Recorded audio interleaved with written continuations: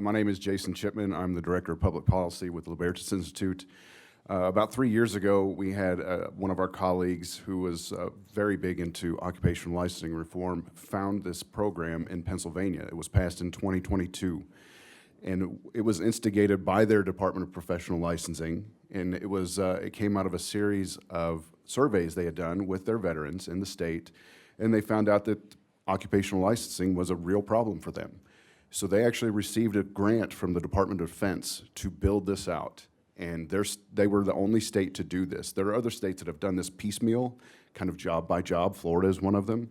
I spoke to the gentleman that ran those bills in Florida, and he said that it was just too big for them to do. They didn't have the resources.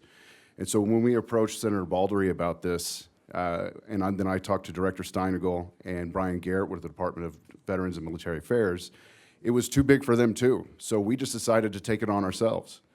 And so we hired people to do this research, and it took almost 18 months to go through every job in every branch of the service and map out what their job duties actually were. And then we also had to deal with the Army and Air Force last year, redoing all of their jobs. Not all of the jobs, but they had a lot of jobs that were combined, that were eliminated, that were changed, and so we had to incorporate those, and that's something Pennsylvania has not done. And so the whole idea was to just make it easier for people transitioning out of the military to get the job that they were already doing, they were already trained to do. We've already paid all that money to train them all those years. And it's kind of a waste if we make them do it all over again because we don't understand what they're doing.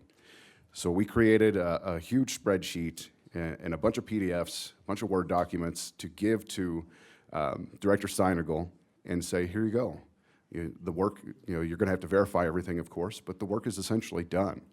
And what we're hoping to do, with your blessing, if this gets all the way through, is to expand this nationwide and use Utah as the preeminent state for veterans and licensure. It was a lot of work. And it's tedious, very tedious to go through all of these things. It was not fun.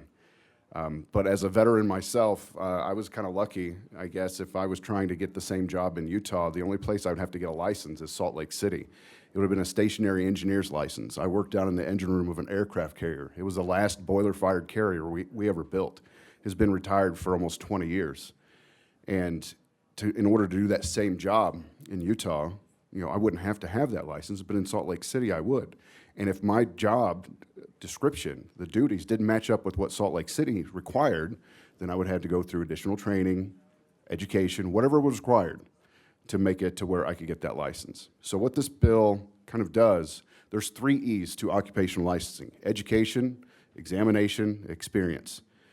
What we're essentially saying is we're going to remove basically the education requirement and say that you've been doing the job. If there's an exam, you still have to take the exam to prove that you know what you're doing, but we're going to use your experience as proof that you don't actually need the education. This is especially important for enlisted members because you don't have to have a degree to be enlisted. In some cases, you don't even have to have a high school education in order to join the military. Officers, the vast, vast majority of them, have to have a degree to become an officer. There's a small pathway for enlisted members to become officers, but that's very minute. So it's really hard for professional licensing boards to figure out, or departments to figure out, what do we do with all these enlisted people? And those are the ones in need of the most help because there's no education there to just straight up match with what the licensing requirements are. So we're hoping that what we've done will help the state, help the department do this. And we've worked hand in hand with Brian, with Mark through this whole time.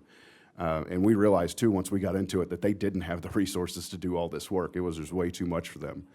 And we're hopeful with the floor sponsor, Val Peterson, Representative Val Peterson, that we'll be able to get the appropriation we need to add I believe Mark said, 1 person to continue all this work for us. So it's not going to be a huge program that's going to require a lot of people, a lot of money ongoing, but as these services continue to change jobs, combine jobs, eliminate jobs, this is going to have to be updated.